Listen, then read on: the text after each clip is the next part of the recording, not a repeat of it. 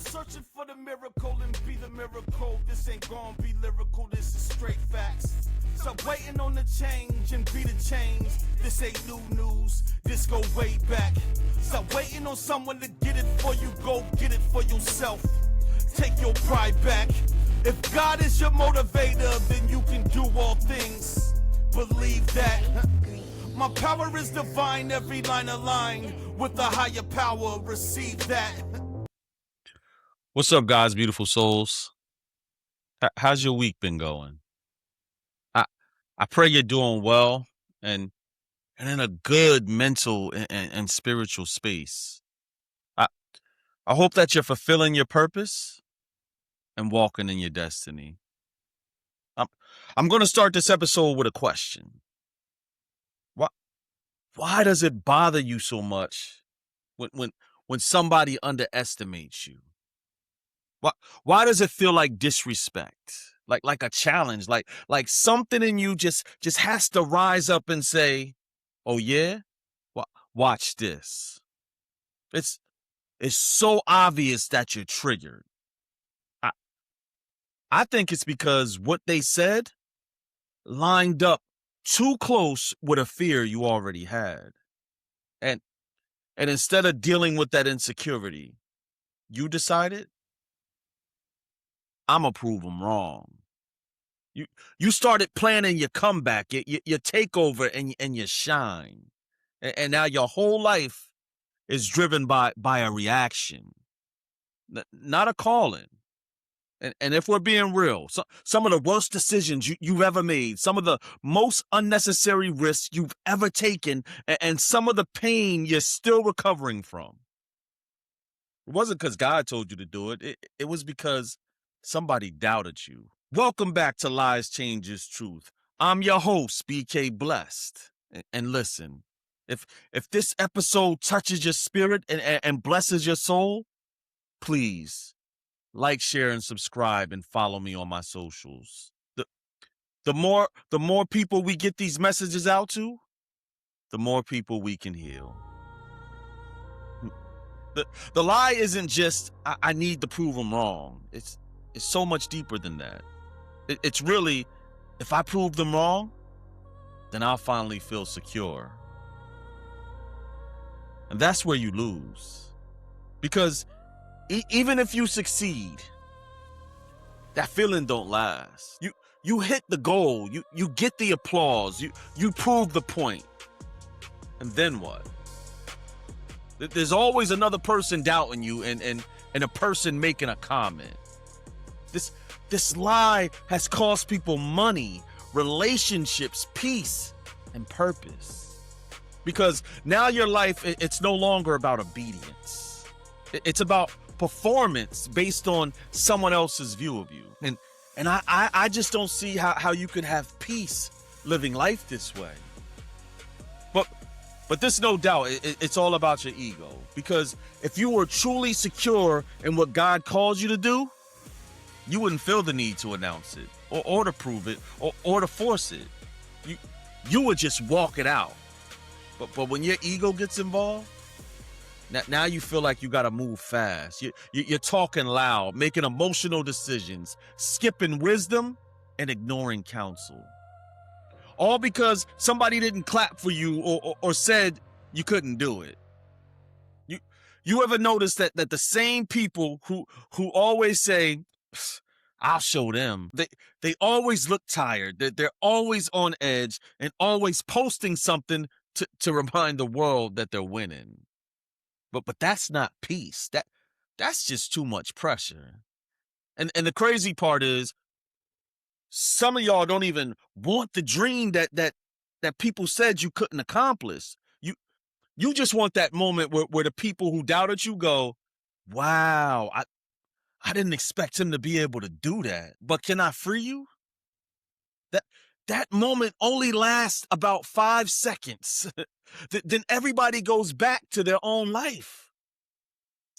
But you're still stuck with the pressure you created. Some of you built your entire life off of one moment where someone doubted you. It was a parent, an ex, a teacher, or a friend. They said something reckless and you said, bet. And now years later, you're successful in something you were never called or even liked to do. I want you to pause right there. You're good at it.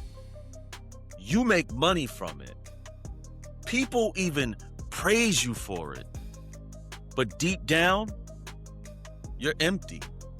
Because it was never about purpose. It was always about proving a point. Galatians 1:10 says, "For do I now persuade men or God? Or do I seek to please men?" That question right there, that will sum up your whole life. Because who are you trying to please? And be honest, because you can't fully please God while secretly chasing people's approval.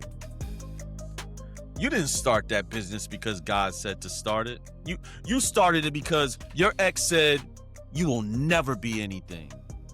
Now you're stressed, you're broke, and posting motivational quotes that you don't even believe. Rise and grind. No, you need to rest and rethink, because you're grinding in the wrong direction.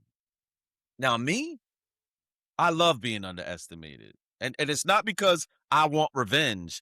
It's because I believe it frees me. Think about this. There's no pressure, no spotlight, and no expectations. You get to move in silence. And when God does what he said he would do in your life, people might be shocked, but you're not. Because you weren't performing for them. You were walking with him. Because being unseen by them can be painful until you realize God might be using their doubt to strip away your need for recognition. So your obedience becomes pure. Your faith becomes deeper, and your calling becomes stronger than public opinion. What if being underestimated is actually a test? Not of your ability, but of your maturity.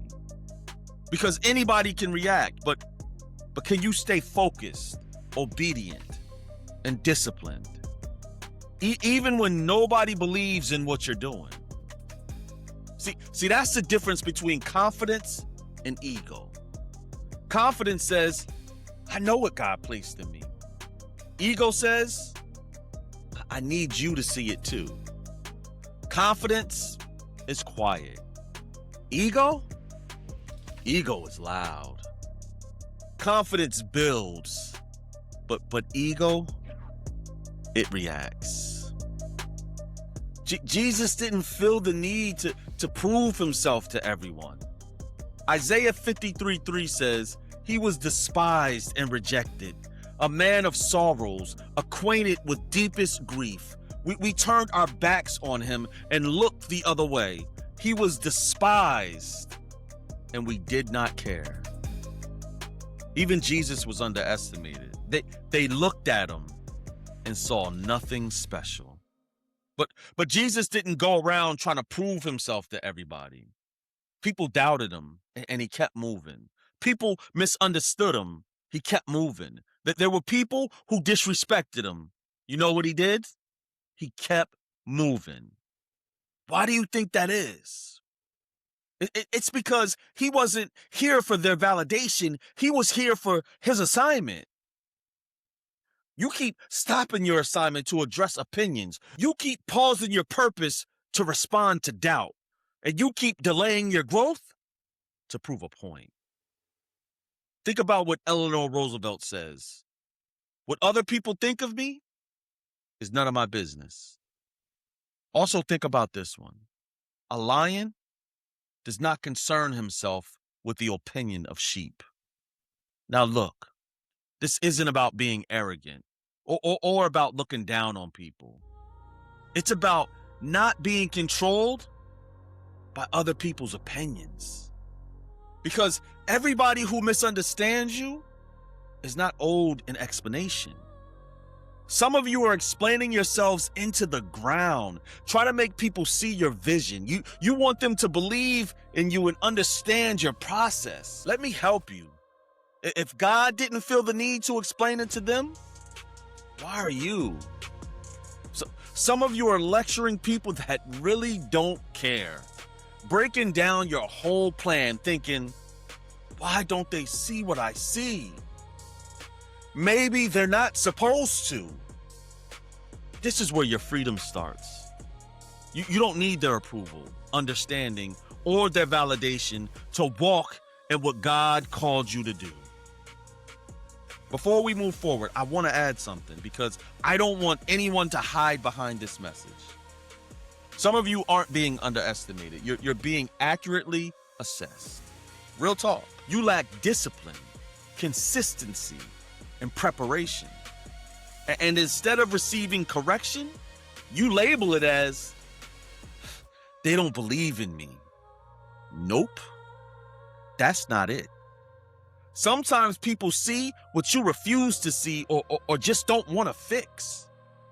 Proverbs 12:15 says, fools think their own way is right, but the wise listen to others. So before you get offended, ask yourself, is there truth in what they're saying? Is there something that I need to change? Because correction can feel like disrespect when you're not ready to grow. Now let's get back to the heart of this episode, because this episode isn't all about correcting you. This is about freeing you. Freeing you from internalizing the small expectations of people who were never meant to carry vision for your life. Because too often, we allow someone else's fear, insecurity, or ignorance to become a prison for our confidence.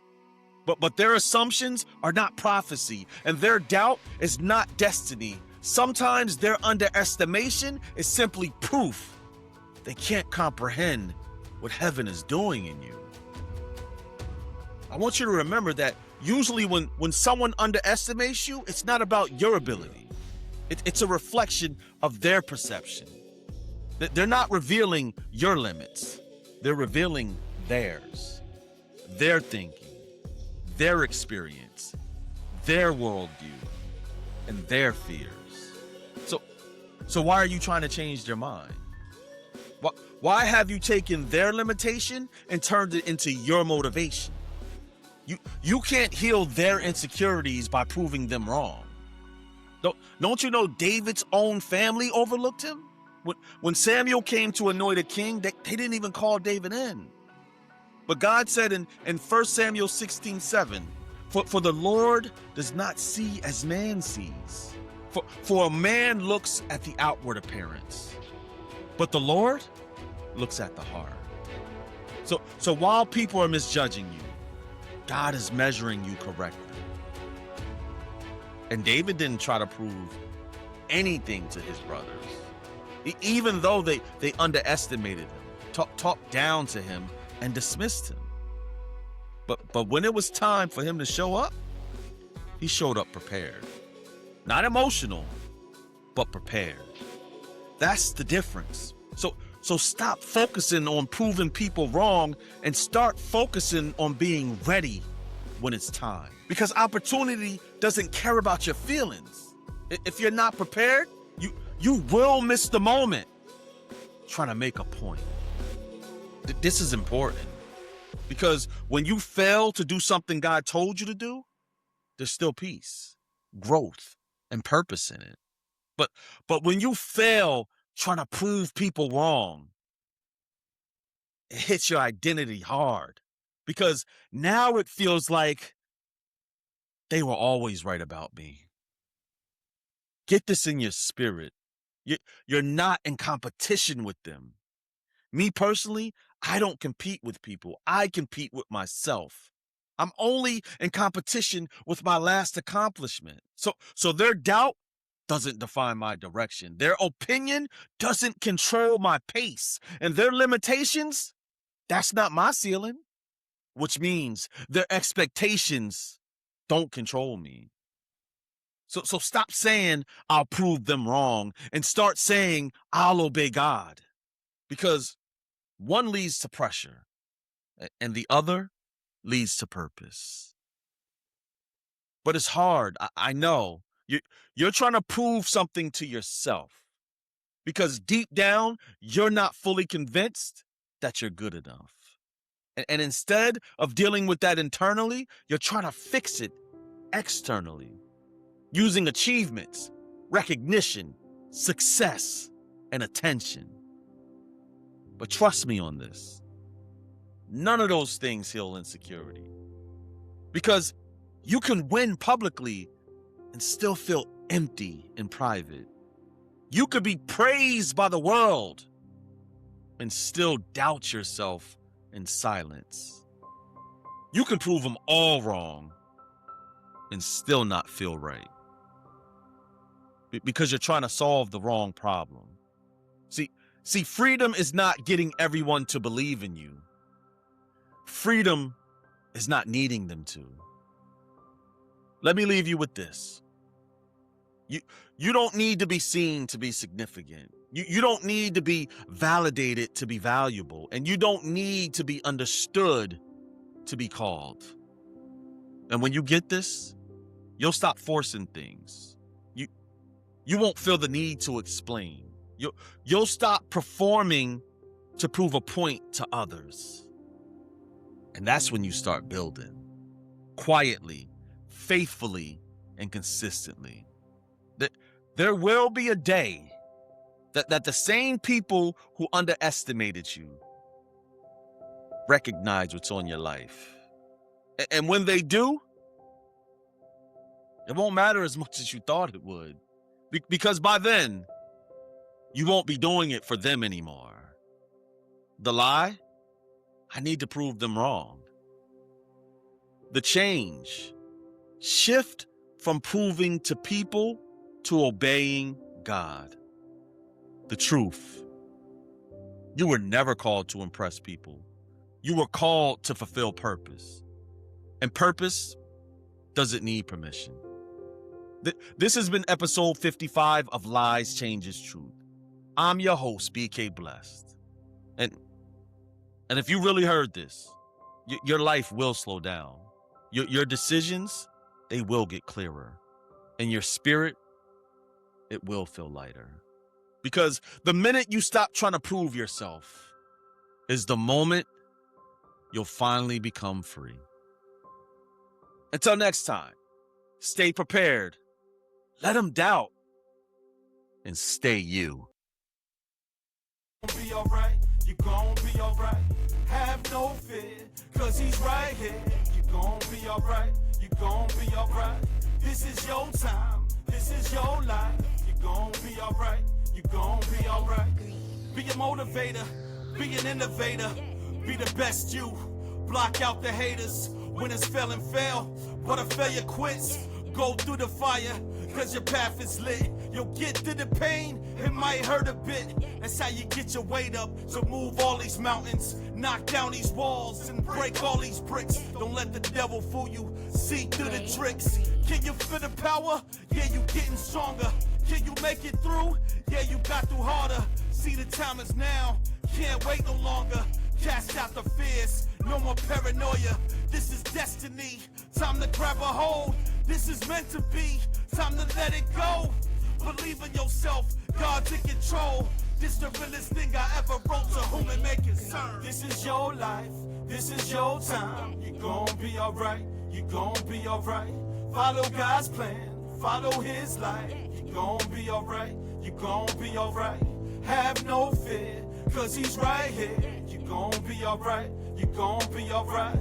This is your time, this is your life. You gon' be alright, you gon' be alright.